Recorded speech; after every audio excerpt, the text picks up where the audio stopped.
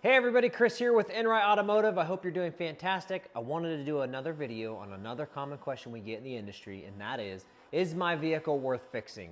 And to be completely honest and transparent, that's a tough one to answer in a short video, but I'm gonna try my best. And as always, if you have any specific questions about these videos, please don't hesitate to reach out. I'm happy to help any way I can.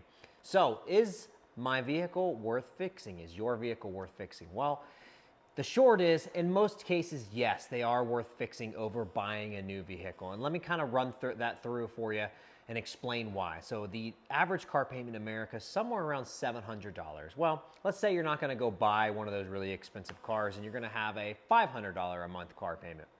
Well, even with the $500 car payment and a new vehicle, you're still going to have your normal maintenance costs. So oil changes, filters, things like that. We're going to set those aside because that's going to be the same for a new vehicle and an old vehicle. So $500 a month for your normal car payment, that's $6,000 a year. Plus you have more expensive insurance on a new vehicle than an older vehicle.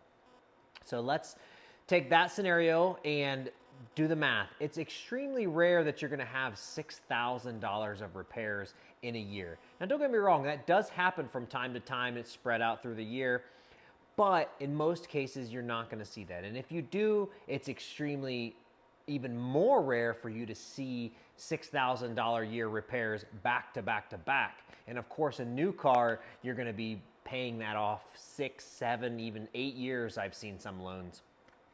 We can even step that down a little bit more. We can take a $300 car payment. Let's say you're gonna buy a used car, like a nicer, newer used car, but you're still gonna have a $300 a month car payment. Well, that's $3,600 a year. Even in that scenario, I still don't see the majority of people spending $3,600 a year. Now, don't get me wrong. Like I said, it does happen and you do see it, but it's way more rare for you to see it back to back to back. And that is why in most cases, it is actually better to repair your vehicle than buy a new one, because you buy a newer one, you have the car payment, plus you still have those repairs on top of it. If it's an older car, if it's a brand new car, yes, it's covered under warranty, but like what we're seeing right now is where you're buying a new vehicle, new cars still break, unfortunately.